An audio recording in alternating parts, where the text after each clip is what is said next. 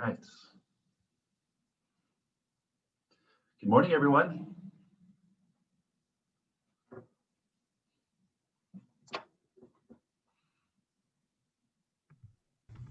Good morning. Good morning. Mr. Papa, how are you? I'm good. How are you? I'm doing great. Good to see you, Vanessa. Nice to see you. Good morning. You look great. Thank you. It's a bright Saturday morning, and you have one more week. Yeah, two weeks.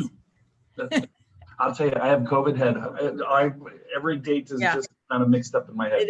Nothing mattered. It's all crazy. Yeah, yes. I get it. Well, thanks for inviting me. Oh, you're welcome. Oh, I like that backdrop with the beach and the lifeguard tower. That's nice. Yeah. So let's second here. Bright Saturday morning, and you have one more week. All right, there we go. I am recording all of this just so we're all clear and all that good stuff. And a couple more folks are coming on in. So how do you do the live on YouTube thing? There's a little button right down at the bottom that just says record to YouTube, and I said, okay. I have a YouTube account. That's probably why. Yeah. Awesome. BJ, he was in a meeting with me yesterday.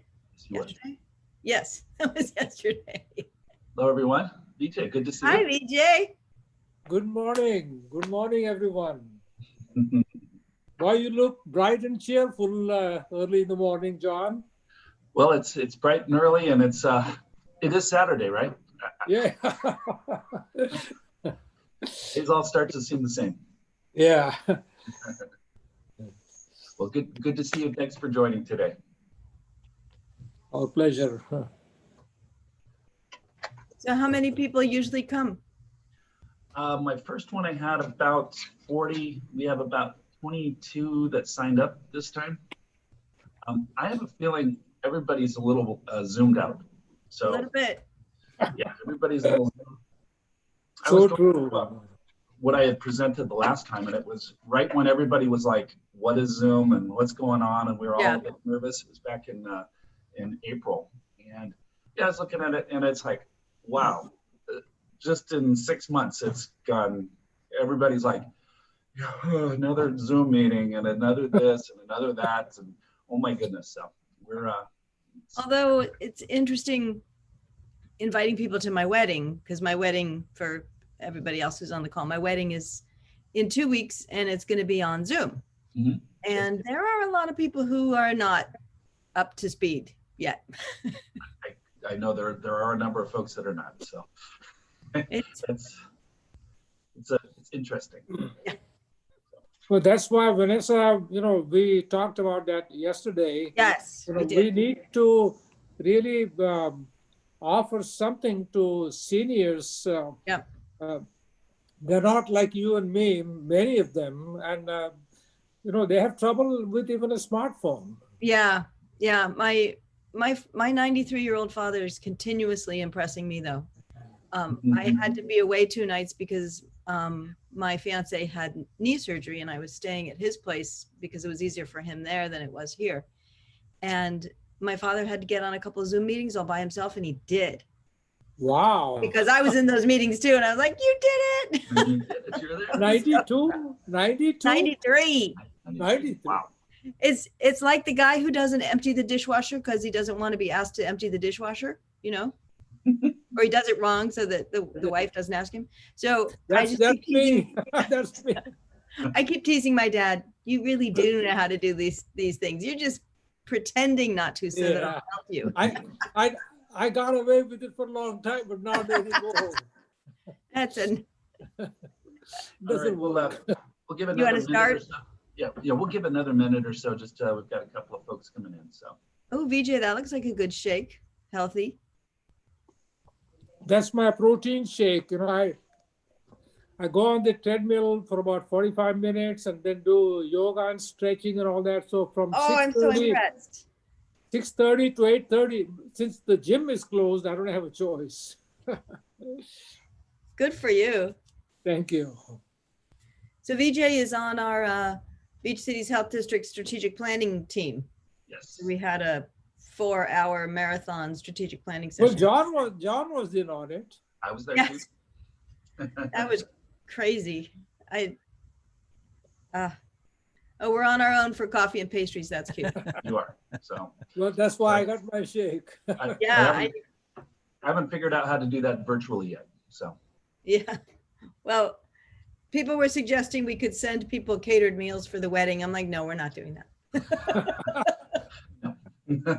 That's not happening. That's not going to happen. So, all right, got a couple more folks. I know it's got a couple here. So you did the screen share and I lost the list of participants. Yeah, so it should be. I got it. Maybe down at the bottom, you can still see that. So, hello everyone. We're just about to get started.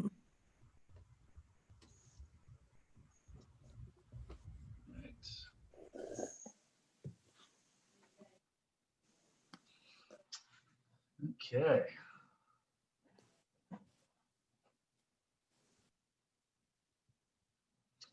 All right. Well, tell you what, it's 5 after. You guys were all on time. Let's maybe just get started. So I know everybody has been Zooming for the last 6 months. So these are all I'm going to do is just kind of go here real quick. So basically, what we're looking at is, you know, I look at it like this. I love it that you guys all know Zoom. You can unmute yourself, do all those different things. We're not worried about it. And you know, if something happens, we'll do things. But totally interactive is what we want. Okay, so I've got just a couple of things to talk about, but what I've been getting from the public thus far has been, we've been getting just a ton of questions about different stuff. So I'm happy to answer all of these different questions. If you have questions, you can either raise your hand. It's a little thing down at the bottom there where you can raise your hand, just wave at me. I'll be looking at you guys as well. And I didn't make any prepared things other than the agenda that I'd sent out. And it was real generic. It was what's going on with police and fire. How is the city doing? What's about the Galleria? And we're starting to get back to kind of some normal things. Looking at the numbers and the different things that we've been kind of going through for COVID and how we're doing. I can share some of that information if you guys are interested, but just wanted to make this interactive. I'll bet you we don't even go the whole hour and a half because I don't see that there's that much to talk about. But if you guys have tons of questions, I'm happy to do it. So anyway, here's what I usually do. And I'm going to stop sharing the screen here. And mostly what I do is, what I like to do anyway, is to have everybody just kind of introduce yourself. Where do you live? And do you have any questions that we want to make sure we answer? So I'm just going to go down the line. If you can unmute yourself if you're unmuted and just say, introduce yourself, where you live, and what you got going on. So Marco, why don't you get us started? Sure. Marco Papa here. I'm at 1502 Phelan Lane. I've been now here in Redondo for, 10 years. So it's been a while. Yeah, the house was new when we came in, no longer. And you come to a lot of the meetings, so thank you very much. And even online now. So yeah, I'm actually one of the lucky ones with and I'm off the grid because I have solar. I have a power wall. I can stay off the grid for probably weeks. Good. And whether they have blackouts or not, I really don't care. Terrific. Well, good. Thanks for being here. Anything that you wanted to make sure we touch on today? I think I sent you that thing about the homeless court, which yes, homeless court. Yes. I work for the court, so I get these things. Yes. So I thought that was interesting. Yeah, I'll touch on that in just a little bit. So sounds great. Thank you very much. By the way, I have a lot of those plastic caps that I've collected. I'm happy to. I have those too. Yes. So I'm actually in the process of doing a cap collection day, and so we'll have a place where you can drop them off, or I'll come by and get them. Just text me, email me, send me something. Okay. As well. Yeah, we'll be happy to get all the. I've quite a few actually. Yeah. So Are you in the same group as Gila is in, or is she collecting them for a different group? they're all the same. So they all come to Redondo Beach Kiwanis. So Oh, fantastic. I'm a past president of Redondo Beach Kiwanis, and what we're talking about is what's called a buddy bench. And what we've done is we, as Redondo Beach Kiwanis, we have a program called the Buddy Bench program, where we are collecting bottle caps, plastic bottle caps, numbers 2, 4, or 5 recycling, and we're collecting those. The schools are also collecting them, and what we're doing is it's called the Kiwanis Pay It Forward Buddy Bench program. We're giving a bench to each one of the schools here in Redondo Beach.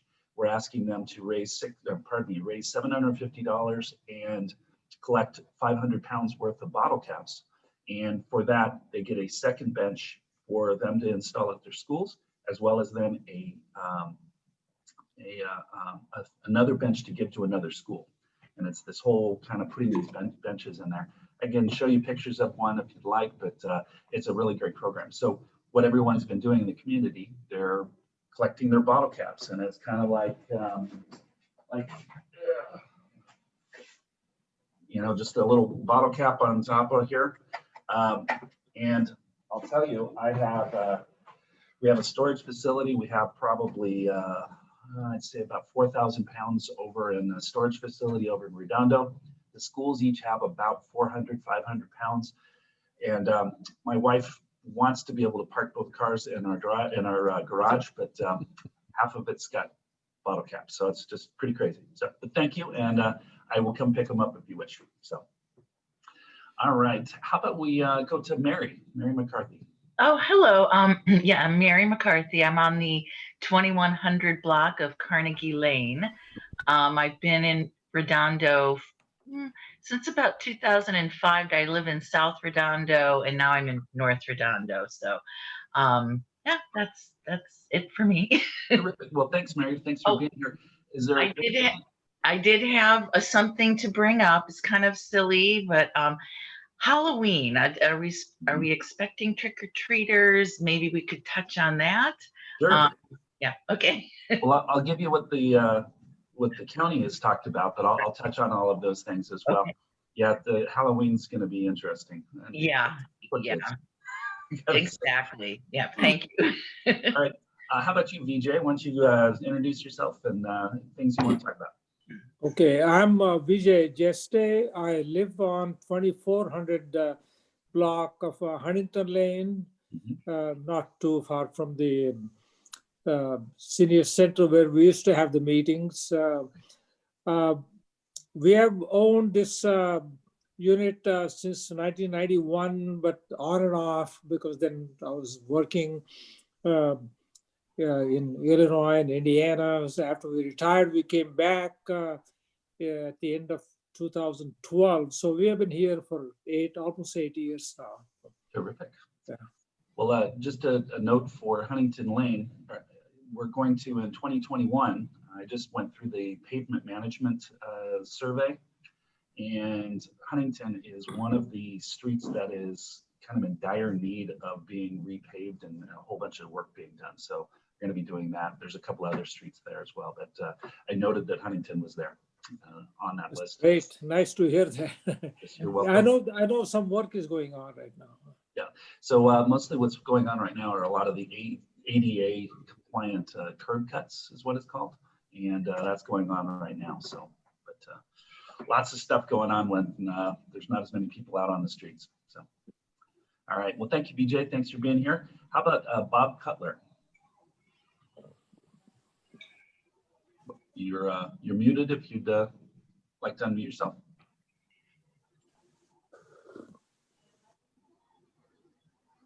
Bob, did you want to join or introduce yourself? Oh, okay. I said I can only listen, have no webcam yet, have no microphone either. Okay. Well, Bob, thank you very much for being here. And if you have or would like to send any comments in or anything like that, go ahead and type me a message if you have any questions or things that you want to make sure we talk about. So sorry, I just saw your thing in the chat there. So Gary Wright Rehel.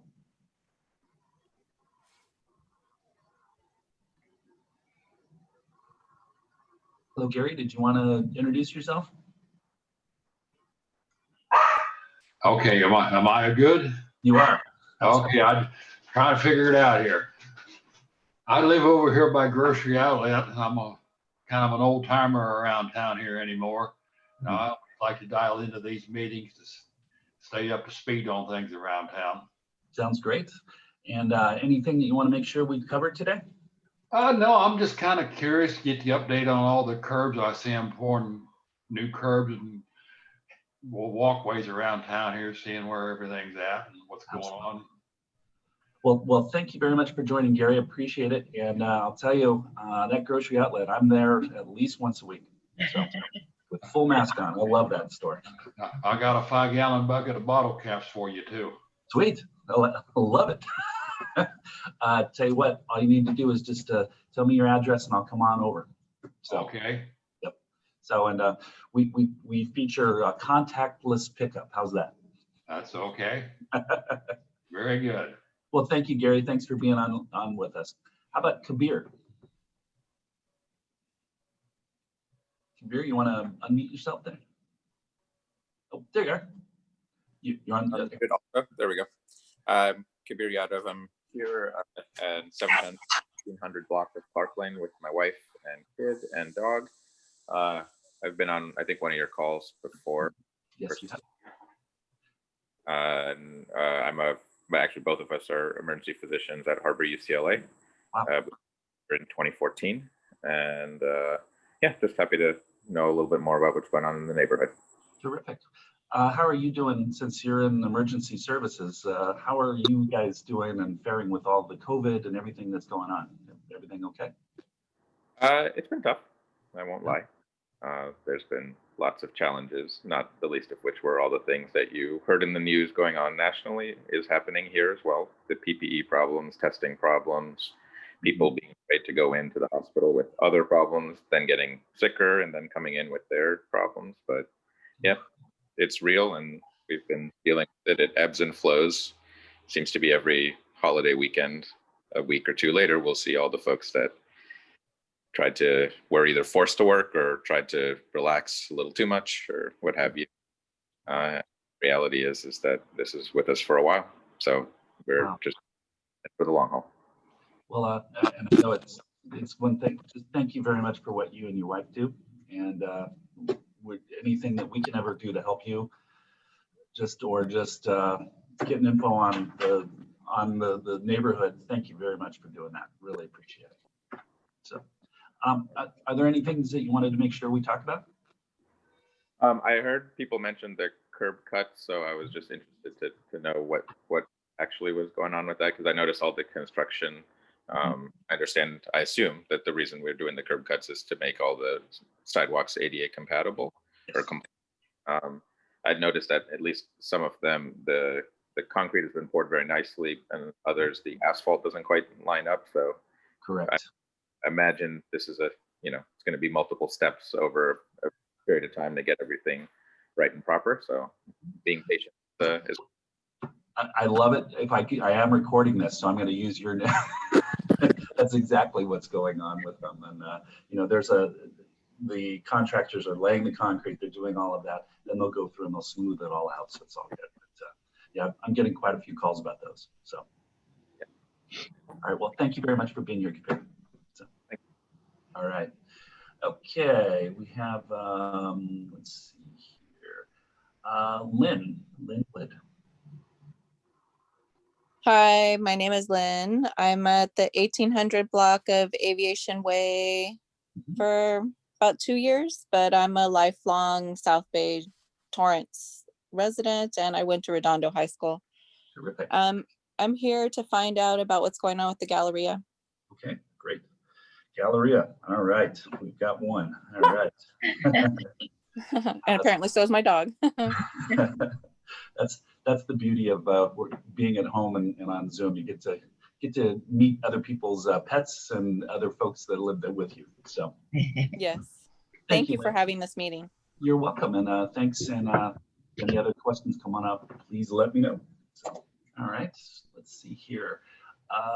Let's do Scott Fellows.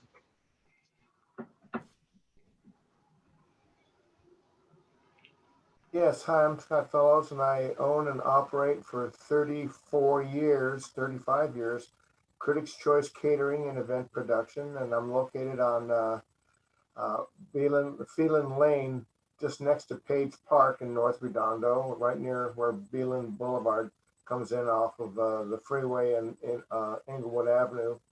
Been there for a long time, and our business has grown, and we're doing really great. We had a record year last year, and this year, unfortunately, is not a record year, but we are still hanging in there with lots of specialty lunch packets and all these special things we did for Seaside Lagoon and the Chamber of Commerce. We did a lobster fest last month, and we did these huge baskets of food with lobster and shrimp and all kinds of hot roasted brisket, and we sold hundreds of those, and we made a lot of money, but it's not like what we used to do. And I'm just waiting for this whole pandemic to somehow subside and things get back to normal, because our business is not just about feeding, meals to, 4 people at one time and having, 100 of their neighbors show up and buy it for $100 each. Great. It feeds 4 to 6 people for 2 days. So it's a great meal. But the deal is, though, is that we like doing, weddings for 200 people and, all those fancy locations that we know and love. And, we just had to cut a lot of that down. So, but we're still hanging in there. But my concern now, though, and it has been for about the last year and a half or so, is the amount of crime coming in from, areas east of Redondo Beach. Mm-hmm. That is the Lawndale, Hawthorne, God knows wherever else east of Redondo Beach. And we've had 3 of our trucks, over the last year and a half or so. We've been broken up and have our catalytic converters stolen. And so we've had to put in a whole bunch more cameras. We've had to put alert systems in. We've notified the local police, of course. And, in fact, the chief of police in Redondo is one of my college buddies. And, of course, he's, 20 years after me, but he's still a Bruin buddy. And, so, there's people that have come by to help and all, but there's just this infiltration, and it seemed to be heightened a little bit, not necessarily in our parking lot, but throughout the world. There's just a lot of, I'm not talking about, BLM protests. I'm not talking about that. I'm just talking about individuals and small groups that are just want to get something, and that's the concern that I have. But I love my city of Redondo. I don't live here, but I've been here for 35 years. So, right. And, a lot of you folks have been to my house before, or at least Mr. Grant has. Mm-hmm. And by the way, you can throw a party and you can invite me too, John, if you'd like. Sure. We'll have to talk to my wife about that, but that's fine. No parties at this point. I was just kidding. Well, thank you very much for being on the line, Scott. I appreciate it. Even though you're a Torrance resident, you're allowed on the calls. How's that? Yeah. All right. Thank you very much. Tony, I see you're in your car. Yes, but I am pulled over, so no worries. I'm not going to drive in Zoom. Gotcha. Yeah, I live in the 1900 block of Condon Avenue over by the Galleria. Yes. And have been in the area for, 18 years now. So I previously lived on Vanderbilt Lane. So been in the, Artesia adjacent kind of area for a long time now. So sure. First time meeting, just want to check out and see how it goes. Sounds great. Well, I actually live on Vanderbilt, the 2500 block of Vanderbilt as well. So we're neighbors. So yeah. And thanks. And anything you wanted to make sure we touch on? No, just curious to see what this is about. Thanks. Sounds good. We'll hopefully catch everything then. All right. How about Jason M?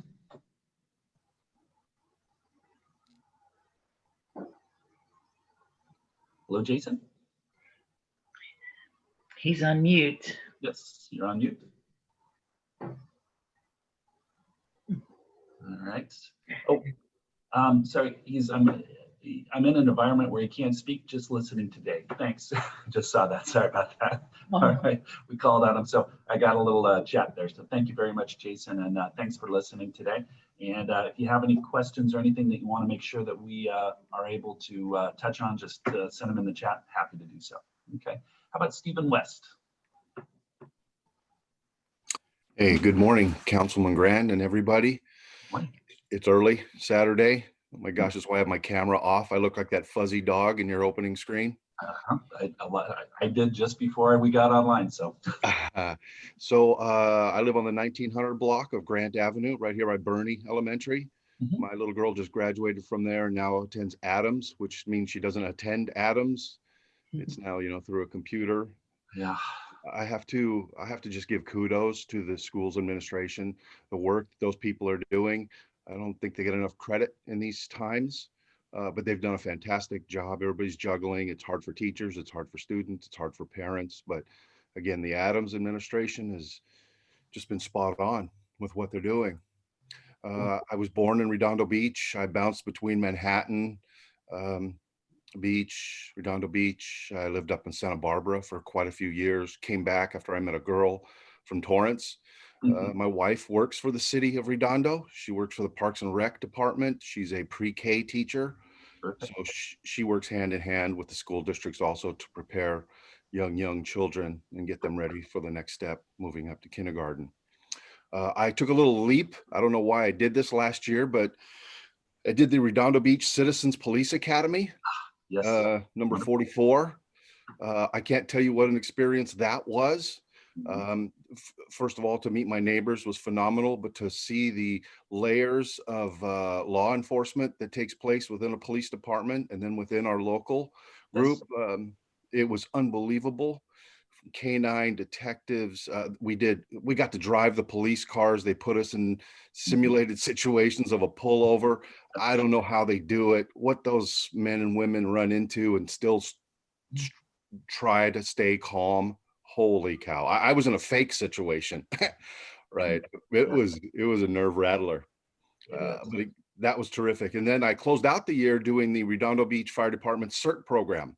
Great. Which again, I don't know what came over me to do all these Redondo Beach things, but I got to tell you, the timing of the police department academy and the CERT program, which again was phenomenal, again, to meet the men and women of the fire department, meet your neighbors, understand how to prepare your own home for an potential disaster, how to assist your neighbors and be ready and now be on a call list that if something happens, I am certified to go and assist people. So I'm full Redondo. I'm full Redondo. So this is my first meeting, and not to blather on too much, but well, thanks for having it, Councilman.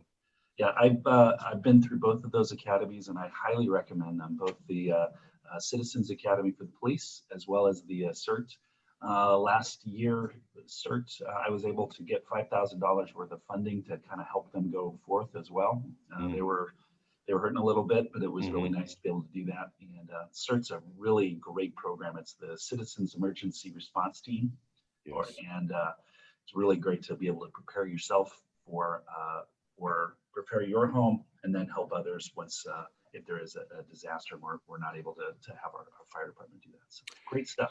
Thanks, well, Councilman. One last thing. So when I was in the police academy, the chief sat down next to me and we small talked, and he asked me, so, what was my motivation to do this? And I said, one day I'm going to need a friend and one day you're going to need a friend. And I can't believe how that has come to pass, that a police officer needs a friend. And, it was a casual comment, but we both looked and today it makes total sense. We all need a friend and we all need to support those men and women of our police department. Absolutely. Well, thank you for getting involved. I'll tell you, one of the things about Redondo Beach is that we do have very active residents. We all maintain our level of activity, but thank you very much. And those are two great programs to get involved. If you ever want to be considered for a commission, that's the next level. Yes, thank you. Yes, it is. Make sure. So. Thank you. So my issue is the gallery. That's getting to me. In the sense of security, safety, cleanliness. What's behind TJ Maxx is then that whole bus area. it's a mess. My little girl for the first time asked me what that tower was, right? With the blinking light on it, the trailer with the blinking light. And she'd never seen that. And that started just when all this other stuff, COVID and the demonstration started. She had no clue to what that was. And I said, well, sweetie, it's a safety security thing. And that's a first. I mean, 20 years, that's how bad that area has got. That the employees of Ralph's struggle with people wandering in off the bus stop, and I think they're dumping people. I mean, that's just my opinion. It's not the number of people and the unfortunate mental state of the people there. They need help, and it's just a really unsecure place. We have neighbors that will not go there anymore. They're going to run down to, Vaughn's and Hermosa, or one of the more expensive stores, or grocery outlet, of course. That's why I'm here today. See what's new there. Sounds great. I'll talk a little bit about homelessness as well, and also some of the things that are going on as well in that area. So thank you. And I think we have one more person, Scott Turner. If you want to unmute yourself. And Scott, are you available? Yes, I am. Can you hear me? Yes, we can. My first time working with Zoom, so to bear with. So we are on the 2300 block of Vanderbilt Lane. Been there since, 1988, 1989, something like that, eons ago. As far as any questions or concerns, I'd responded to your invite the other day. Posted a couple of questions, kind of echoes, what some other people have expressed as concerns. That is, just kind of the Galleria, what's going on there. Also extension of the Green Line, and there's something else I asked too, but anyway. Right. And I'm sorry, I'll look up the emails, but if I can certainly touch on the Green Line, absolutely. And a couple other things. And you live on the best street in Redondo Beach, so it's kind of how it works. That's true. And thank you very much, Scott, for joining, and hope that you join some of the meetings when we go in person as well. So that would be great. So it's nice to have residents being involved. So, and then I'm sorry, last but not least, Vanessa Poster. So thank you very much, Vanessa. Appreciate it. I might be the shortest person here. So that well, could be not true. on Zoom. Exactly. I like that. There's just as big as everyone else's. So my name is Vanessa Poster, and I am a board member on the Beach Cities Health District. So I am also one of your local elected officials. You are my constituents. And so I'm here to answer any questions you might have about the health district, and just to make sure everybody has this phone number, 310-374-3426. Extension 256. That is a hotline. It's not 24 hours, but it is 7 days a week, extension 256 at the health district. If you need anything, we have people answering that call. They can refer you places. They can get you food if you need food. We are working, we were talking with VJ earlier, we're working to get volunteers together to help people get online. We are here to help in COVID, and we have been answering calls every day, doing a great job with that, and it's been really nice. I wanted to say, Scott Fellows, I know you because I used to work at South Bay Free Clinic, and you donated every year to our gourmet sampler. So I really appreciate that. And I was looking at your name thinking, I know him. And then you said what you do. And I'm like, oh my God, he was always one of our donors. So thank you for that. And then for Stephen West, so the next thing you need to do, and I'm surprised John didn't say this, but you need to do the Leadership Redondo next. Yes, that one's next. You're right. So I've done all three of those as well. And CERT was my favorite, holding the fire hose. It's like, you're seriously not pulling this? This is really all the, oh my God, that was really fun. That was fun. And shooting a gun as part of the Citizens Police Academy. That was pretty cool too. Yeah. And then just it's really great to be here, and I appreciate what John does for this community. I live in District 2, but we're citizens of the world right now, and it's really nice to see everybody. So thank you very much. Well, thank you, Vanessa. Appreciate it. And Vanessa and I have been friends for the last couple of years, and you do a fantastic job with the Beach Cities Health District. So Thank you very much. Really appreciate it. We have one last person. Dave Amato just came in. Dave, we've been introducing ourselves. Why don't you go ahead and just let us know who you are and what where you live and what you want to talk about. And I think I know what you want to talk about, but I'll just let you say it. How's that? Doesn't look like he has audio. Hello, Dave. Are you there? No. All right. Well, I do know that Mr. Amato lives over on Kingsdale and is usually talking about Kingsdale and that kind of area down there. So we'll be touching a lot of that on when it's Galleria time. So, all right. Wait, my question is street sweeping. Street sweeping. Sounds great. So everybody keeps asking me in my neighborhood. All right. I can handle street sweeping. So, all right. Well, thank you very much, everybody. And like I said, if you have any questions that come up or anything like that, just either raise your hand, speak, do whatever you want to do there, but kind of keep this pretty straightforward here. I'm going to go ahead and share my screen just briefly. I would much rather be talking to you folks directly. So let me figure this out here. And I'll tell you what, I'm gonna wing it here. So we're gonna, let's see. So anyway, let's get started, and I'll just kind of go down our list of things that we had here. And let's do this. There you go. So first and foremost, Marco, when you had talked, when you did your thing, there's a thing called the homeless court. And what homeless court is it's basically where homeless folks are go to court to actually be processed through the whole programs. So if they've been picked up, if they have infractions, they have issues, they have certain things that they do, they go to, there's a special court set up and it's in Torrance, and it is a place that their special needs are there. There are services, there are prosecutors work with them, and they either are trying to help them get services or they're trying to get them through programs. So what Redondo Beach has done, this is a pilot program that we started last year. And what we did is instead of just trying to kind of put these people into the system and get them into jail and do all these things, they've been trying to work with Harbor Interfaith, which is a group that actually does wonderful work with the homeless folks. They know a lot of those folks, and they're trying to get them housing. They're trying to get them services. They try to get them cleaned up and things like that. And there's a number of churches that also serve as food places for them, and it's a kind of a nice network.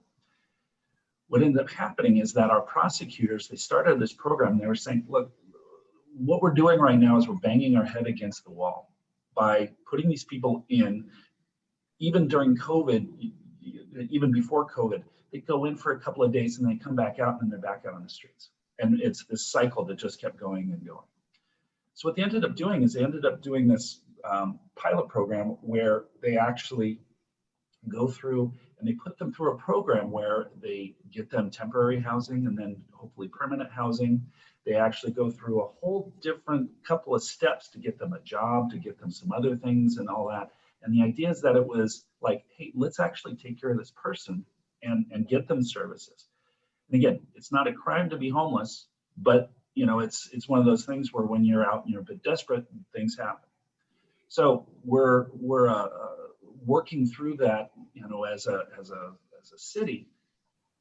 What ended up happening then is it was so effective. They had been putting a number of folks into permanent housing. You'd have these folks that are just, they had been on the streets for quite some time. And again, some of them don't even want services, but they want to just kind of keep going and doing what they're doing. And it ended up happening is that they started to have this success go. And it started as a model for being able to handle the entire person as a person rather than just someone we need to get rid of, or as you said, drop off somewhere else or just kind of push it away. Well, it went one step further. And what ended up happening is because it's been so popular and it's actually worked so well, they were looking for during COVID as well as kind of down the road here is a place to actually hold court. And the homeless court is not able, it's a very difficult thing to put everybody in a building, and you have to have all these, it's kind of tough. They ended up putting up a pilot program where we now actually have homeless court over right next to the police station, right across, right next to the high school. They cordoned off this whole area. They've got a bench. They've got, it looks just like a courtroom, but it's wonderful. And this is a great thing for us to be able to have here, is that we as Redondo Beach are kind of forging the way forward on being able to help our homeless population and get them through this process, and then starting these programs. Again, it's a combination of like the Harbor Interfaith folks, which are there, it's PATH, which is people that are helping the homeless. And that's a group that goes out with our police officers, and they engage with the homeless if they're there. So we have someone there that works there constantly. And the idea is that it's like we're starting to really engage and get better results, because they're actually getting off the streets and getting help. And it's been a great thing. So this homeless court just went into place about a week and a half, 2 weeks ago. It had a very successful start. You're going to probably see it on the news here pretty quick. And because it's court and it's, it's very formal, and there's a judge, and there's things that are going on here, but it is a great program to say, this is how you actually deal with this homeless issue that we have. And it's a really good thing to be proud of from Redondo Beach. Our prosecutors are fantastic. Her name is Anna Papadopoulos. She's been on the forefront. Also, our quality of life prosecutor, Joy Abikin. She is fantastic. They've been doing that. And then a big kudos to Mike Webb, who is our city attorney. And they've been just doing a great job. So any questions I can answer about that, but it's just a fantastic program. And like I said, you can probably start seeing it on the news here pretty quick. So I believe the Easy Reader and the Beach Reporter had articles on it as well. So, Marco, just a quick question. Oh, sorry, John, Mr. Gran. That's a great program. How are they getting them into permanent housing? Just curious. How are they? What's the method, and how are they financing it and things like that? Sure. So there are a number of programs where where we have certain Harbor Interfaith. There's a woman over there, and I'm forgetting her name right at the moment. So, but it's she has a number of programs and a number of places that will accept people. I'm not exactly sure how they do that. Through COVID, we've been having there's been a program where there's been hotel rooms and motel rooms available for them. So we've been keeping them off the streets there. But there are some permanent homeless shelters and things that they've been able to kind of get to. Not exactly sure the specifics, but they do have those resources available for them. So yes, Vanessa. Part of what happens with people who are homeless, when you have to live on the streets and take care of yourself, your priorities and the way your brain works about how to get from day to day is different from if you have a job, if you have a home, if you pay bills. So you literally have to train people, teach them how to live in society in a different way, and adapt the brain to be able to manage the kinds of things that you need to manage, to pay rent, to pay for healthcare, to do the kinds of things that we take for granted. So there's a lot of steps from transition housing to permanent housing that are not just about the money, because to get a job, you need to be able to think about getting up in the morning, getting to work in the morning, as opposed to what am I going to do today to go to the bathroom and find food. It's a very different mindset. So these organizations that work with the homeless are tremendous in the kind of work that they do to help people in that way. Yeah, exactly. I used to do some volunteer work with the downtown women's shelter down on 6th Street. I think they built a new building, and they did an awesome job. They had limited rooms, of course, for availability, because it was a live-in situation. They had a shop they worked in. So yes, exactly. And I didn't know if we had anything like that in Redondo Beach or the South Bay. And of course, like you said, it was to transition these ladies to get off the street, get a job, get skills, and they're very successful. They've had a great success story down there. But thank you. Yeah. You're welcome. Yeah, we actually don't have any homeless shelters here in Redondo Beach. There's a couple in Long Beach and a couple of areas, yeah, they do some incredible work. Marco, this was your question, and you had mentioned that you work. No, thank you very much for giving a great summary. You're welcome. And is that kind of what you heard on your back end working for the courts? Yeah, exactly. Yeah, I mean, it was posted as one of these new pilot programs, and I kind of interesting that it's effectively only in Redondo Beach, and Redondo Beach is kind of leading the way. Yeah, I'll just say there are a number of things at Redondo Beach that does very well. This is one of those things where it's been better than anybody has expected, and we should be very proud of our city for that. I just have to say, it's very incredible to be able to say that. So, all right, so there's a homeless court. We had Halloween. So what's going to happen with Halloween? So I don't know if you guys saw in the news the other day, LA County came out and said, no trick-or-treating, no trunk trick-or-treating. You know, if you're going to do that, get in your car and do the kind of the drive-by trick-or-treating and things like that. They since pulled that back a little bit and said, well, I guess the uproar was incredible. So even they kind of bowed to pressure a little bit. I'll just say, I don't expect to have any trick-or-treaters, and I'll expect to have a couple of folks kind of come within a couple of distance, but it's, you know, it's pieces of candy, it's this and that. I feel so sorry for these young little people that look forward to Halloween all year. So. Yeah, and I wondered, yeah, I was thinking the same thing. Thank you. And I thought maybe because I feel sorry for the little kids, because you get so excited, you know, they get so excited, they get dressed up and go out. And if we could come together as a community, and I was thinking maybe I could just put a little like folding table out in front with some candy. I can supervise it, you know, stand at the door so there's no direct contact. I don't know, something like that. But I see Vanessa shaking her head. It's just, if you think about infection control, that what she was saying yesterday on the county call for elected officials is, think of all the regulations we have in the restaurants for what people need to do in order to serve food and to hand food back and forth. And with the no regulation, you don't know what people are doing inside their homes with that food. You don't, it's a nightmare when you think of infection control with people handing stuff back and forth and all of the, oh my God. So well taken. The ideas of, like, one of the things we do in my block, and everybody is welcome on Sunday if you want to come at 4 o'clock on my block, 200 North Irina. We do a street party where we take the whole street. So people are really far apart. We all wear masks and we play really loud music for 15 minutes.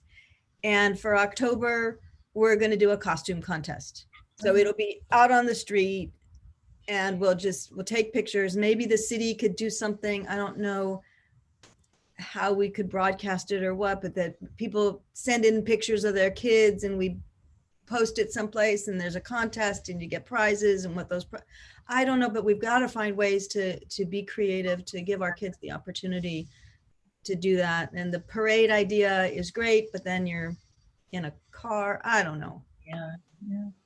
Yeah, I was thinking, you know, like you said, some creative way we could come up with as a community. People could still decorate their homes. Maybe the city could have a home decorating contest where there's people send in the pictures of their homes, or you could drive around. We could, you know, publicize where the best home decoration is, and that could be the parade in the city of Redondo, like we do the Christmas, the Santa Claus thing. Yeah. I don't know, but it's going to be rough. I'll just say it that way. It's going to be a tough thing to be able to handle. And you know, Vanessa, I could kind of see the smoke kind of coming out of your ears going, how do you keep this going? So Yeah, unfortunately, I think as we've all been experiencing, there's just a ton of things that we're going to have to go without this year, and it's unfortunate. So, oh, thank you for the discussion. Thank you. sorry for the bad news. So, but, Halloween right. is canceled. I know the Grinch stole Halloween this year. all right, so let's talk about curb cuts. I think someone brought those up. So curb cuts, we're all very familiar with ADA compliant curb cuts. They're on as many curbs as we can get. Turns out that while a lot of people are not on the streets as much and there's not as much traffic, even though it's getting a little bit more busy these days, it's a perfect time for a public works department to go out there and just bang this stuff out. They've been just hitting it. So I had a count about 3 weeks ago that I was given. It was something like we had like 42 curb cuts, all kind of in the works as we at any one point in time. It's just amazing how they do that. They're cutting them, they're doing, and they lay the concrete out and they take care of it all. It's been really nice to see that. And I've been taking a lot of pictures and I'll be posting some things about it. But the idea is that these are backlog things that have been paid for through funds that are not general funds. This is our kind of what they call it, our special funds for this kind of thing. And it was just, they were taking an opportunity to actually just take care of a lot of these different things. So that's really, it's been kind of nice to watch. I've had a number of folks call and say, hey, you need to fix this and you need to fix that. If you have any, or if on your curb, like you said, the curb doesn't meet the concrete very nicely or whatever it does, let me know. We can certainly fix it, or I'm sure they're on top of it because they're doing a pretty good job. Our contractor that's doing it's doing a pretty good job, but let me know and I can help. So anyway, just those are all going in right now and it's actually kind of cool. So any other questions about that at all? All right, don't see any hands or anything like that. So I'm going to talk about the gallery in just a couple of minutes. So let me kind of go to crime. And I know that Scott, you're talking about crime and all that. So we've been doing a couple of different things with the police lately. And one of my last calls that I've had, or Zoom meetings, we actually had Police Chief Kaufman come on.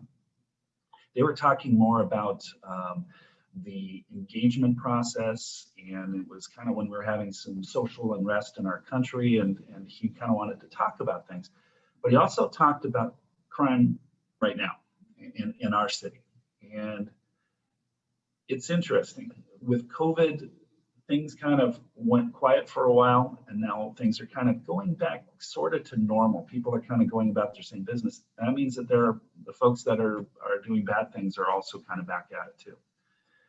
That being said, what I saw just the other day were some statistics that said that actually crime is going down in Redondo Beach, even compared to 2019, which was down from 2018 and was down, so we were on this downward trend. I think what's happening in a couple of things, and I'll just say it this way. Right now, everybody's paying a lot of attention. And it's like we're all home. We're watching out our door. We're kind of watching the news. We're doing a lot of things, and we're not going about our normal lives as much as we normally do. And I believe that it's seeming like things are getting more crowded and more activities going on, when in fact it's actually less. And I'm not trying to say, no, it's really not, but that's what the numbers say. Okay, and again, we had this discussion at the city council the other day about sirens. And one of our city council members, Todd Lowenstein in District 2, he had wanted to have a discussion about, I guess a number of his neighbors were saying that they were hearing so many more sirens. Well, it turns out that we actually had about 23% less siren calls this year as compared to last year. And it was attributed to this, everybody's home and paying attention. And then, it's you're home, you're like, man, there's a lot. Well, I'd normally be at the store and I wouldn't hear it, or I'd be here. But now we're in one place, we're kind of there. And And it means that we're all becoming a bit more aware. And I think that's a good thing. Unfortunately, you know, it's one of those things that you kind of go, you kind of go, there's not really much we can do about it. And the numbers actually are showing that crime's going down. Scott, you're going to have like individual issues. I saw the post when they said that they took your catalytic converter and you've got some other things. That just sucks. I'll just say it that way. And those are those kind of things where I think it's appropriate you're taking measures to do that. I wish there was something that we could do or we could patrol even more. One thing that you can't do with me is, as your city council member, is if you have things that you want to have more of an eye on, I can direct our staff, our police, to actually go to your house or go by your house or go wherever it is more often. So Sergeant Springle, he's our traffic person in charge of traffic. He's actually a very good friend of mine. I knew him even before he was on the force. It's kind of interesting. But, and not that that helps, but as a city council member, I can say, hey, we're having a problem over on whatever street, or there's an issue here. Can you have patrol go by there more often? And they are happy to do that. So I'm happy to do those things. If you see something, say something. Okay, there's the contact of, you can call the police, always 911. You can also call the non-emergency line, and they are happy to do that. And in fact, they want you to call, and that's a good thing. Also, what I've been doing for a couple of folks as well, and this is, again, how you use a city council member, is if you don't feel comfortable reporting something, contact me, I'll report it for you. You know, it's my, you know, I'm your advocate on resources as well as focusing on things. We had recently on Nextdoor, there was a couple of posts about very loud cars driving up and down the streets. Okay, yeah. So I chime in and I say, well, you know, why aren't we doing something about that? Well, it's very hard to do because by the time you say something, you know, and you try to get people over there, they're gone. Okay, so there's that. Well, I said, look, here's how you deal with this. If you know where the cars are, okay, and if they happen on a regular basis, that happens every Friday night at between 8 and 10, tell me where it is and I'll get someone over there. Well, it turns out that one of our neighbors emailed me and sent me a screenshot of, like a Google Maps, and said, that car right there, these two here, they even have license plates that they went and did, and they did it very nicely, but they didn't feel comfortable sending it in. I sent it into our officers. They were on it. That next day, they went out and they visited them. We talked about it. They've got the laws. They've got all these things. And that's exactly how it got taken care of. And I actually heard that they were talked to. Turns out, I don't know exactly what happened, but they said, well, yeah, we're going out there tomorrow. And it's like, that's how it works. Okay. So if you see something, say something. Also, I'm your advocate. And you know, I'm a public figure as of right now because I'm your city council member. Just let me know. Okay.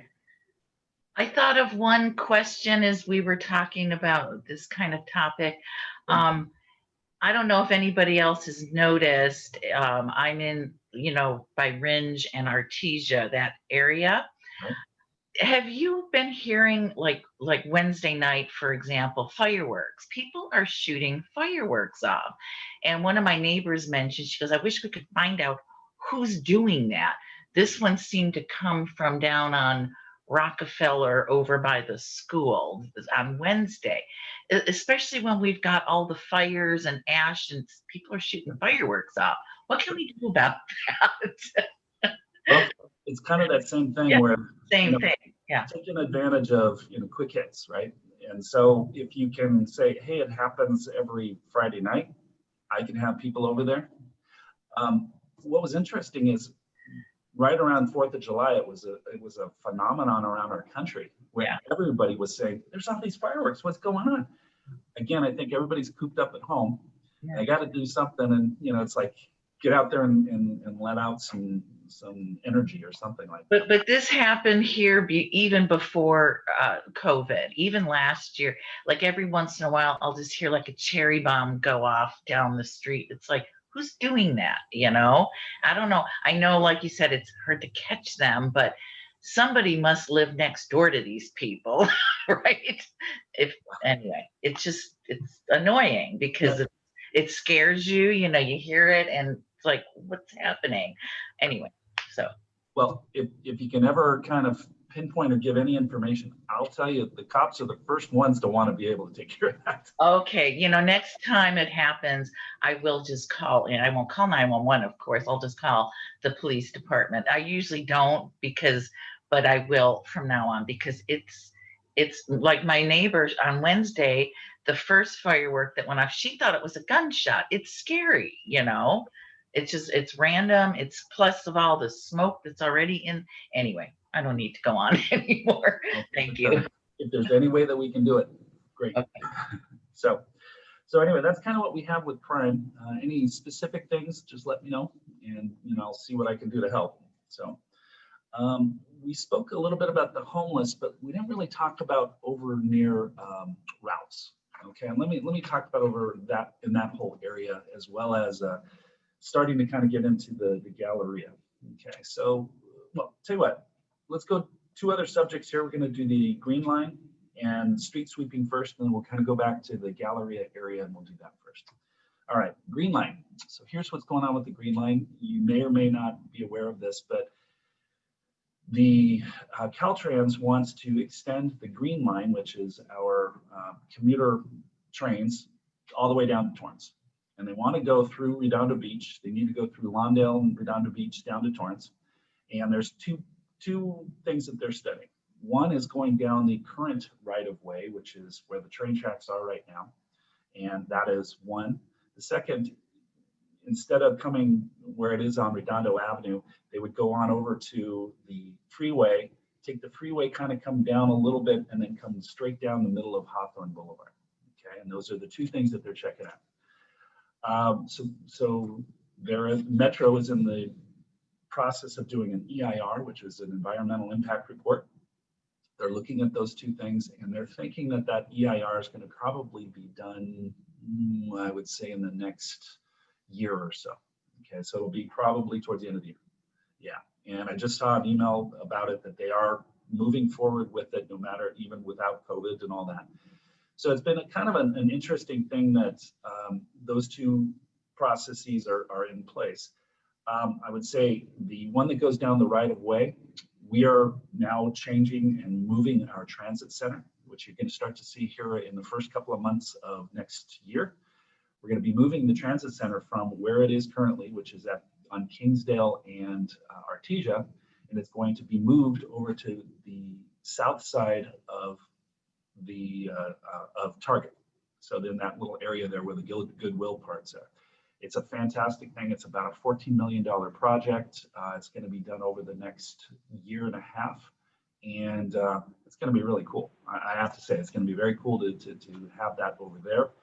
It's going to look a lot better. And if the train goes through there, who knows what will happen. It might expand, it might do some other things, but the idea is there. So they're looking at both of those.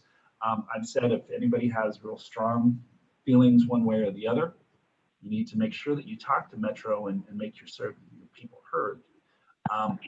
This is what I've said to a number of folks about the whole process.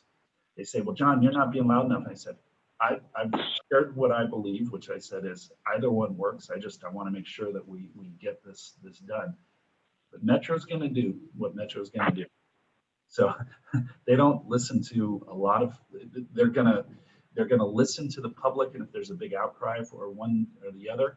But with a city council member like myself, I may have the ability to get to a microphone, but their Metro makes up their own minds. So it's not really up to me, it's up to them. And going and lobbying them directly is really what's important. So hopefully that helped. Okay, street sweeping. So let's do this. I wrote a little post here about street sweeping, and I'm going to share it with you guys. So street sweeping. So here's what we have. There's going to begin ticketing starting on September 21st, which is in about a week and a half. They're going to start ticketing. They've been putting warning tickets out there. Okay. So here's what the scoop is. we wanted to give the residents about a month, if possible, to say, hey, you got to start remembering where your car is. Got to find a place to park. We're still all having to be home a lot more, and it's going to be a bit of a pain to find parking spots if you have to park on the streets. But we wanted to give everybody as much time as possible. So the key date is Monday, the 21st of September. Okay. So here's what's been going on. So people have asked me, so why are we starting to ticket, and why are we even doing this even during COVID? I mean, it's the same thing. Well, here's what's happened. You realize that because we haven't been able to get all the way to the curb with our street sweeping, you know, you see these guys, they just kind of go down the middle of the street and they're picking up what they can. We're not getting to the curb. Now, when rainy season starts, all of that debris, as well as the sand, goes down into our sewers and it starts to jam them all up. Just as simple as that. Up here in North Redondo, it's not as bad. I mean, we do have some things that kind of go on, but the debris does go down there, and it's when it starts down closer to the ocean, you got more and more sand. You've got all these things. And again, one thing that I've found about being a city council member is that before I was on city council, I kind of looked at things on a singular level. I looked outward at my life and what I'm doing, and I kind of go, well, why are they doing that? Why do I have to move my car on Monday or Friday? I'm just using that as an example. When you start to become a city council member, you start to get the understanding that we're 68,000 people. And it might be an inconvenience for me on one person as I'm doing this, or me and my wife, and it affects my day to day. But we're starting to look at the larger piece, which is, well, you know, over time, that stuff goes down into our sewers. Our sewers, then we have to go and we have to fix them, and we have to do all this other stuff. And it's really looking at the aggregate, and you're having to make decisions based on that. It's been kind of an interesting process to start to understand that. And again, it's, I used to say, why do things take so long with the city? This is crazy. I'm a business person. I can get stuff done. Turns out that with the city, you have to do it correctly every time. You have to allow everyone to participate. You have to have the public be able to do things. And we make changes based on what people say. And it's, you know, it's been kind of that simple. And it's been a kind of a very interesting learning experience. I mean, I've been in office for 3.5 years, and it's been interesting. I'll just say it that way. So anyway, that's what the scoop with street sweeping. Any other questions I can answer for anybody? Okay. All right. So let's go back to the Galleria and the homelessness. And the area that's currently our bus station is right on the corner of Kingsdale and Artesia Boulevard. Again, that's going to be moved over to just south of Torrance, or pardon me, south of Target, right on Kingsdale. Kingsdale is also going to get a full scrape. It's also, we're going to, where that center is, we're actually going to straighten out Kingsdale and put in another lane. So there'll be a right turn lane that kind of goes off of there as well. So we're gonna take a kind of a swath out there. So it's gonna be a lot better. But here's the thing with that. And I do see that we have a question from 310-408-4212. Did we have a question for? Okay. Let's see here. Okay, so, well, if you have a question, just go ahead and chime on in. Actually, I have one. I'm Yes. just curious about the whole green line, and you know, what's the you know, the plan and the timeline, if there is one anymore. Sure. Because I guess it's supposed to stop at the Galleria. Yes. And continue on right next door to where I live in Central Torrance, or something like that. That's a joke, but the point is, though, is that it's going to continue on. And you know, what's the plan on that, John? Sure. So the green line is part of the Mayor Garcetti's or the county's 20 by 20 or 28 by 28, 28 projects done by 2028. So the idea is that they want to get this, they have the funding for it. I don't know that they do or they don't, but they do have the funding for it. And they're on target to see if they can have this done by 2028. That's what I've been told. 2028.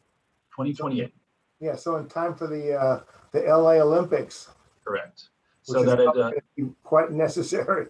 Yeah. Yeah, well, good and thinking. again, Thanks.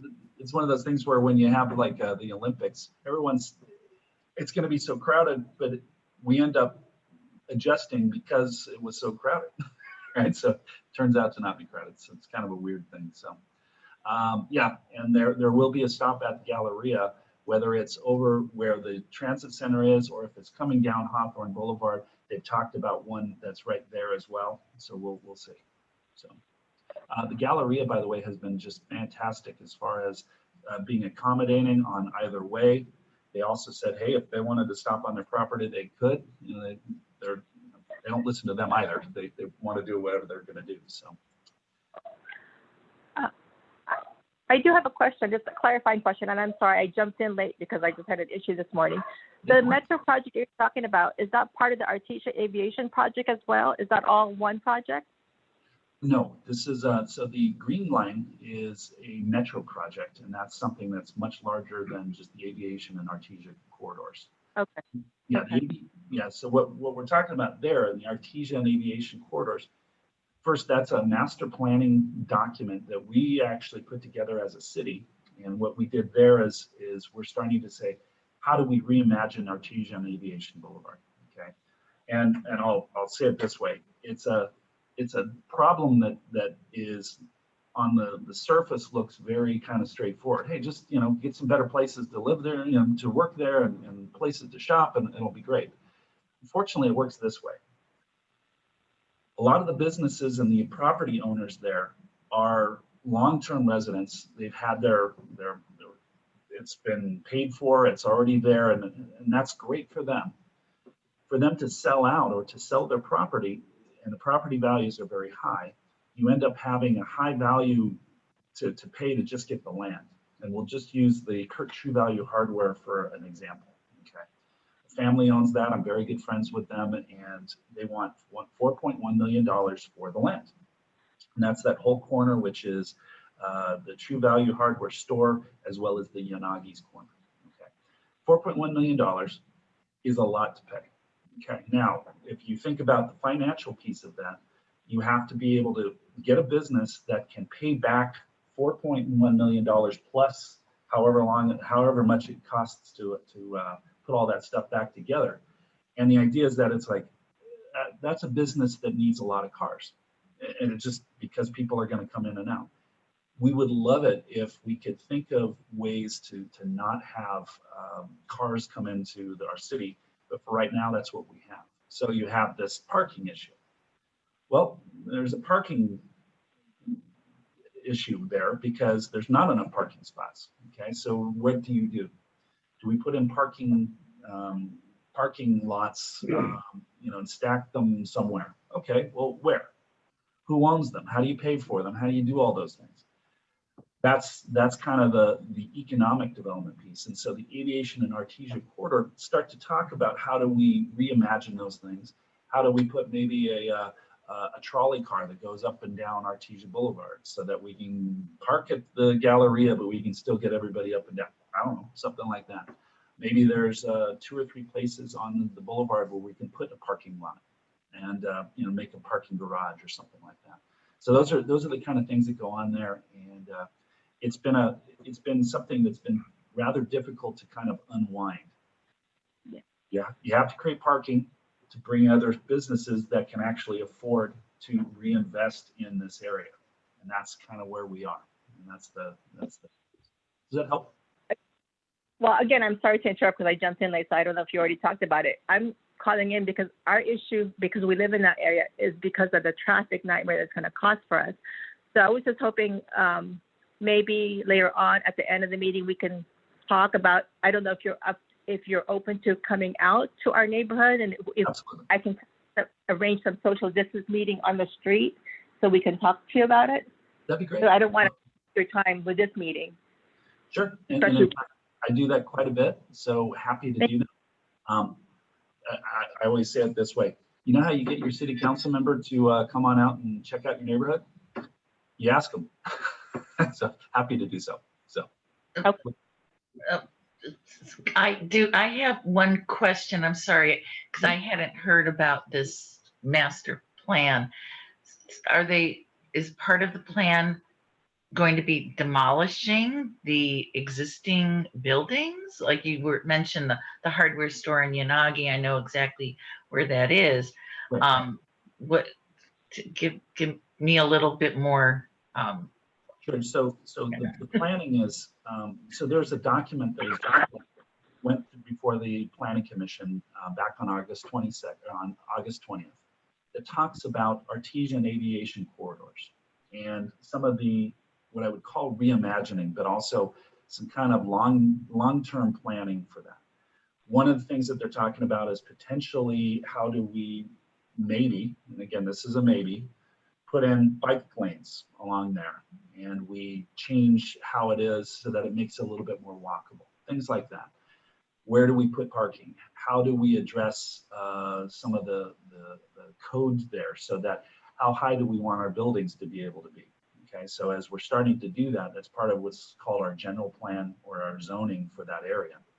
So up and down Artesia Boulevard, you end up having, like right now, they can have 2-story buildings. Maybe we allow 3-story buildings so that they can get enough things.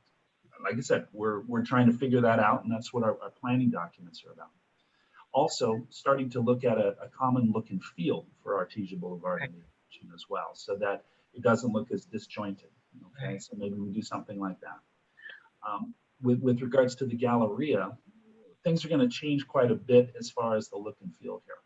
That I knew, yeah, that project I was aware of. I've seen, I think you shared some of the plans, but Artesia, I mean, couldn't they just kind of do, like you said, a common look and feel?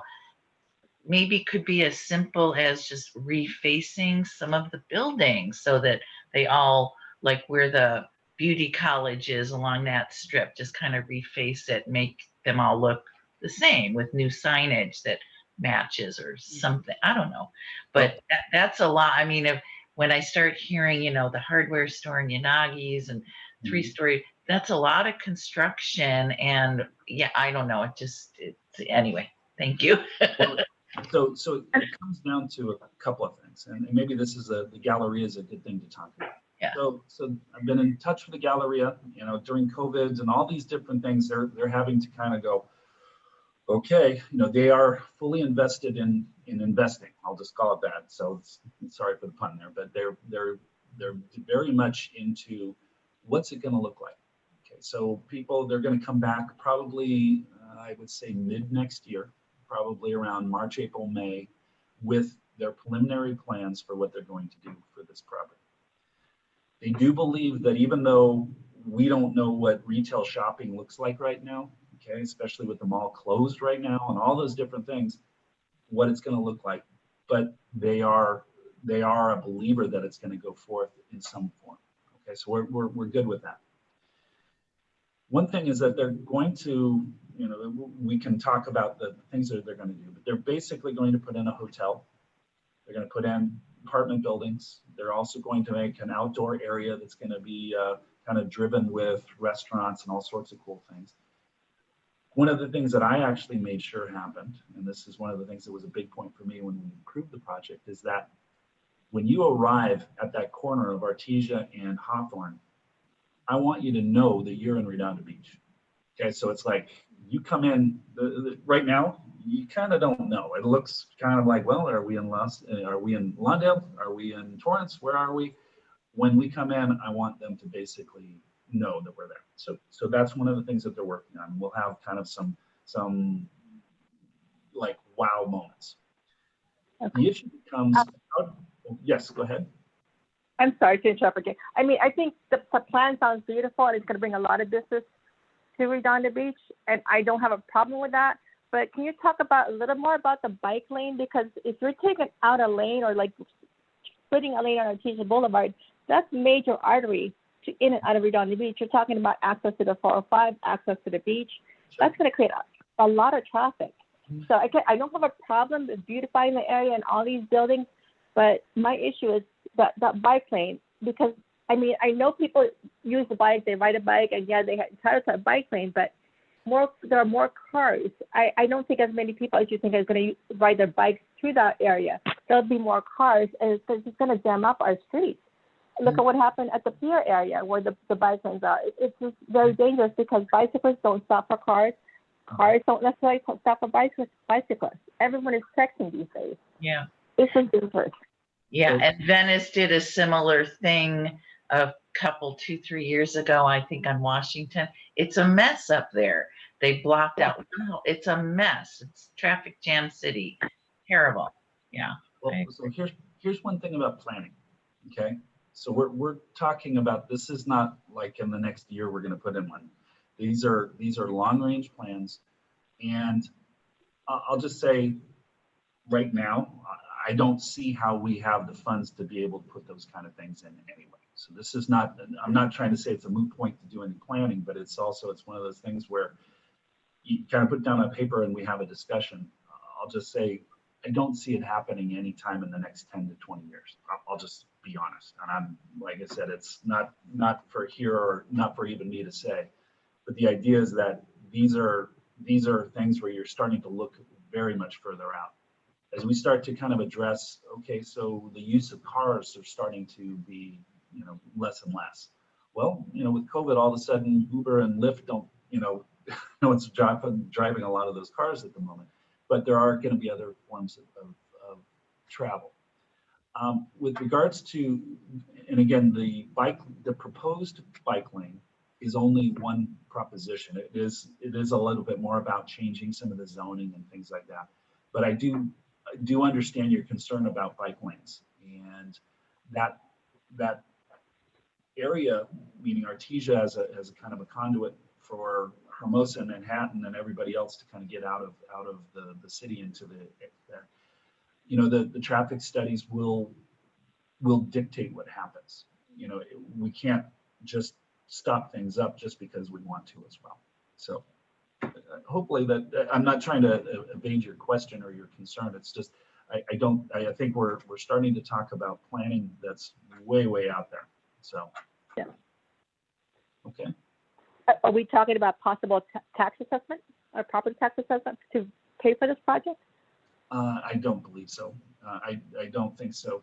I'll tell you, if we were to do tax assessments, we would be doing something about the waterfront, and we can't even really get that done. So I don't think we would, no. So there are a number of things that kind of happen, like to finance these kind of projects. We have what's called Measure M and Measure R funds, and those are funds that we can get from the state and from our county to help with road maintenance or putting in different things or changing stuff. We would probably use those, but you have to kind of accumulate those over a number of years, and we do get those funds right now, and that would be something that we're doing. It's again, as being a councilman, you start to understand how the financing works, and that's a great question that you just brought up. We use the taxes that we collect right now, property taxes and some of the other things. We have about a $97 million budget, and we spend about $97 million through police, fire, all the different things that we do with that. But also we're setting usually aside about $1 million of new projects or new stuff to fix our infrastructure and all of that. And we put those into funds that can't be used in other ways. Bring up a good question is, if we want to do something big, like build another fire station or build another police station or do something others, we have to figure out ways to finance that. And that's why we've actually approached it's called a public-private partnership, or a PPP, that allows them to use their revenue to kind of fund these things. And that's kind of what we've been able to do as well. So I don't see something like that happening on Artesia Boulevard, but that doesn't mean that it doesn't happen either. So hopefully that answers some of your questions. And like I said, I'd be happy to come on out and chat with you as well, and kind of answer questions for you and your neighbors as well. So thank you. All right. So we've got about 5 more minutes or so, and I just kind of wanted to touch on the Galleria. So in speaking with them, they are starting to move forward. We're going to see a couple of things, probably, like I said, March, April, May, sometime in there. with preliminary plans. They're going to come back and kind of just touch bases with us. And pre-COVID, they were looking at having retailers and all sorts of folks and all the things kind of happening by this time. They've been delayed about another 6 months as well. That's why we're looking at 2021 for some plans. They had wanted to break ground kind of at the end of 2021. I'll bet you that's pushed back to at least 2022. So just kind of an update. Let's see what else. Let's see. Any other, how about we talk about AES? Has anybody heard about what happened at AES last week? Okay. So AES power plant has been purchased by a gentleman. His name is Leo Polznikov, sorry. And AES and Mr. Polznikov, they had been petitioning to keep the, nice cat. So had been petitioning to have the AES power plant stay open for an additional 3 years. That gives them more revenue. They can do a couple of things, and they made their case. The power plant was scheduled to be closed at the end of 2020. So December 31st, 2020, all was called one-time through cooling plants, which is what we have, meaning they use salt water to cool the pipes and all the things that are going on over there, were to be shut down by the end of this year. So there was at the water district, there was a big thing that we talked about, and they wanted to actually be open for another 3 years. It turns out that they came down with a decision. Redondo Beach's AES power plant will be actually open for 1 more year. And that is while we're not very happy about that, it's better than the 3 years that was potential. As our mayor has said a number of times, he says, you know what, it says 1 year, but then they kind of laid the groundwork for it to be open for the remainder of those years. So the following 3 years, so we have to be very diligent on that. Our city council has been 5-0 of trying to make sure that this gets shut down as soon as possible. And let's hope that we can figure that out. Looks like we have a question here. Having library open for book checkout has been great if popular. Are they going to expand the hours? The answer is no. The actual hours that we have right now are in place mostly because of COVID. Since it's not an essential, I mean, it's a good thing to have, and we want to have those folks. But the hours that we have right now are the hours that we have. But anything that we can do to do that would be great. We're just lucky to have them open right now. From a budget standpoint, one more thing, Vanessa. From a budget standpoint, COVID is costing the city about $13 million. Okay, so meaning our revenues are not there. So if you have to cut $13 million this year, it's been a tough thing, and we got through it. We had to decommission a number of positions. We had to do all of that, and we basically took a 5% public safety cut, and the rest of the city took a 15% cut, and it's been pretty tough. That's one of the reasons why we're in where we are with the library. Vanessa, you had your hand up. I would just follow up on the AES. I read something about the guy who bought it doesn't want to keep the Wailing Wall. What's happening with that? Sure. So again, it's kind of one of those property rights things where he does own it. I understand that he's had discussions with Wyland on how to possibly save it or move it or do something like that. What I do believe is he wants to do something else with that wall, and I think that's part of why he's putting up those other the other murals down below, so that he can kind of start doing that. I don't know what he wants, but I wasn't very happy with that. But also, it's one of those things where he owns it. So what do we do? And so we'll have to be vocal if we want to save it. So, all right, John, do you know why Aviation Park and Aviation Boulevard is still closed?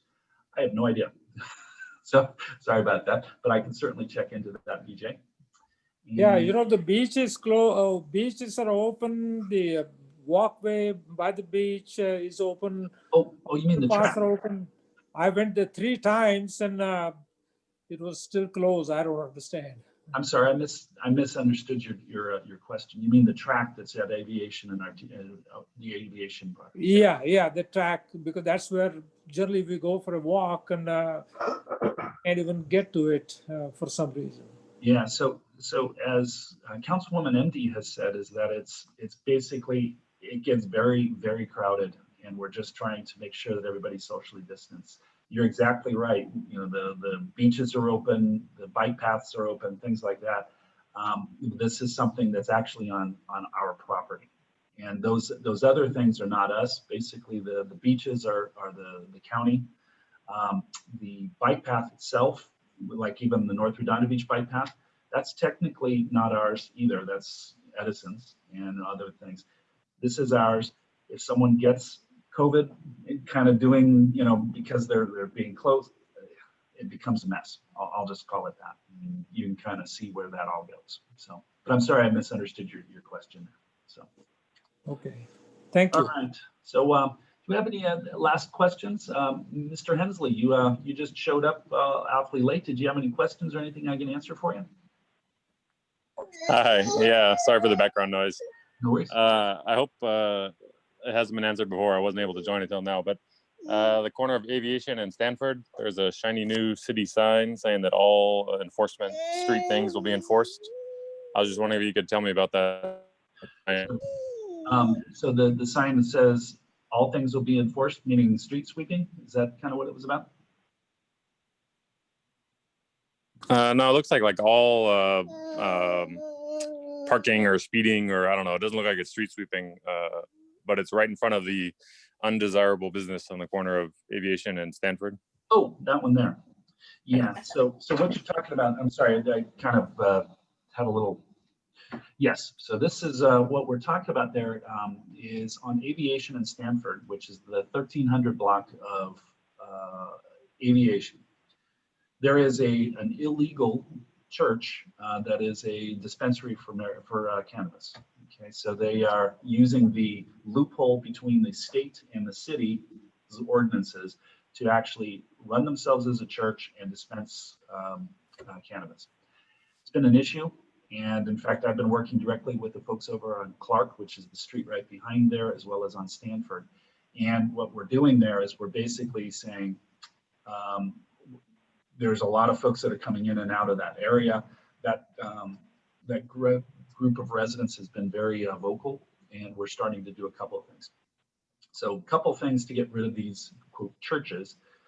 We've been able to successfully close them down in the past. Unfortunately, with COVID and the courts being all as they are, it's been difficult to do this one.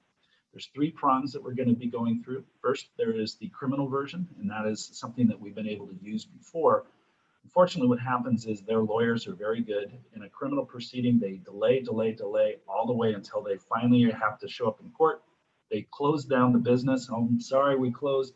30 days later, they open back up under a new name, and it starts all over again. So that's the hard part. So you end up trying to go after the owner of the buildings, and we're starting to do that, but that's a civil case. Civil cases take even longer because the courts are backed up and they're just trying to get through the criminal cases. The administrative cases or the civil cases are just taking forever. The third prong that we're going through is what's called an administrative abatement process. And that is something that we can do at a local area, at a local ordinance level. It's where if you have a business that is a nuisance, and we're just using that as right now, we can actually do an abatement, which can close them down in our city, but we have to have it documented. We have to do all that. So the post that you're talking about, the signs there, that is a warning for them that says, hey, do not park illegally. Now, Clark Lane, we're starting to look at trying to get the parking permits there, and we're trying to do it so that they don't have a place to park, and it hopefully will hinder that business. So we're starting to do that, but it's been quite an ongoing process. In fact, I was just on a Zoom call on Wednesday night with 2 of the main folks that are pretty angry about this whole thing. We went through a couple of processes. I was on with Councilman Horvath, and we've been working with them. Joy Abikin, our quality of life prosecutor, as well as Mike Webb, our city attorney, we've been working on that for the last 10 months, trying to get rid of them, and COVID's not helping. So that's a long-winded answer to that's sign is out there. How's that? So Thank you. I appreciate it.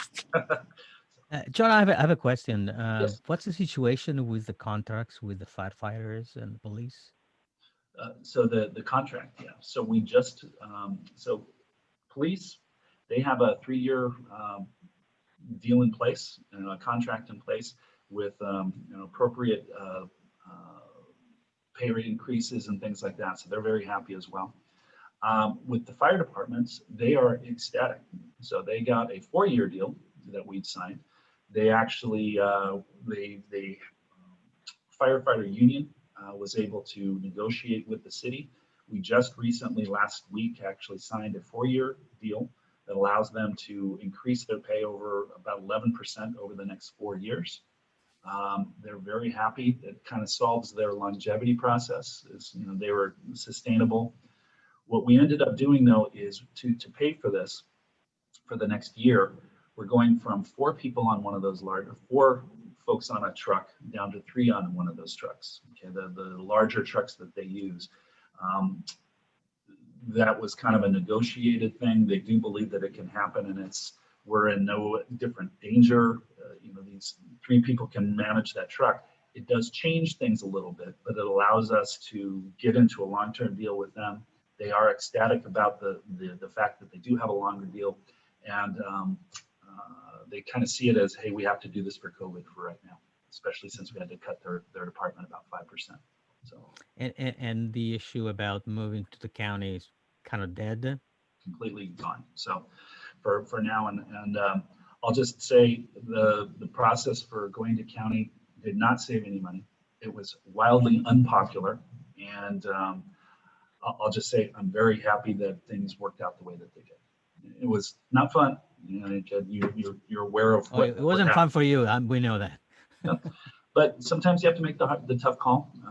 Just so if anybody doesn't know, the fire union, along with some folks with Rescue Our Waterfront, which are the folks that are opposed to anything down at the waterfront, they attempted to recall me because of a study to go to LA County Fire. Turns out that it was not popular, didn't save us money, and we ended up getting our fire department taken care of for the next 4 years. And it was a little ugly for a little while, but that's how it goes.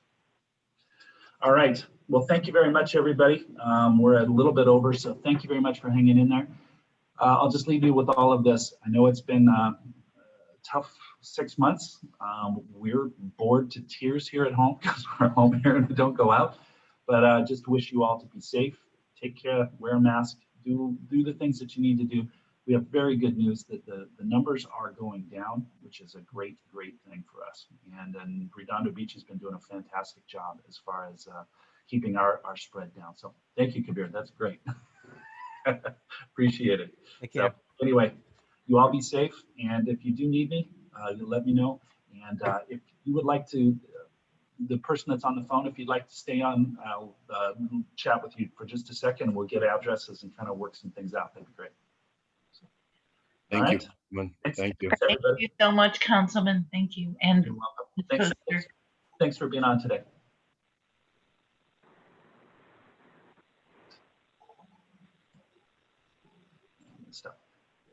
Bye. Thank you. Great meeting. Thank you very much, Vanessa. And I didn't think we would go a full hour and a half, but I guess I can talk as long as we need to. So. I know I can do the same thing. Yeah. I was the thing you said about Todd Lowenstein and the sirens. I was on that meeting where we were talking about the sirens, and we're like, yeah, there's a lot of sirens, but I get it. It just feels that way. It does. So yeah. All right. Well, thank you very much for your time. You're welcome. Take care. Have a good week. You too. Bye. Hey, is Gary? Are you available? Gary, if you could hang up, that'd be great.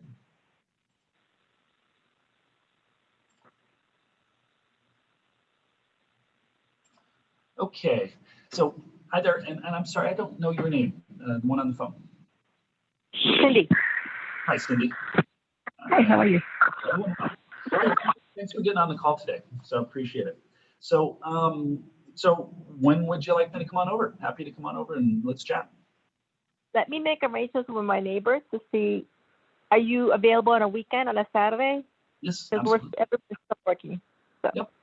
So Okay. I'm available on the weekends, even if it needs to be kind of like after work hours, not during the week, I can certainly do that too. Do you have my email address? Yes, I do. Okay, so johngrant@redondo.org. Happy to do that. And Okay. yeah, and would love to come on out. I love coming out. The best part about this job is going out and meeting our neighbors. I have to say, we have great neighbors. It's really kind of nice to be able to say that. So Yeah. We have a fantastic block. It's just that, yeah, we're having a lot of issues in our block, including with the mail delivery and sure. parking and everything. So yeah, let me talk to my neighbors to see what works for them, and I will give you a call. Sounds great. You know, if you're having issues with the mail, let me know about that. Just we can get Ted Lieu, who's our congressperson. He actually will get on it, and he has been on it. So if you're having issues, let me know. Great, because I was going to contact his office as well. Yeah. So Thank you. Yeah, do it through me. Okay. So. Okay, thank you. Thank you so much. You have a great weekend, okay? You too. Stay healthy.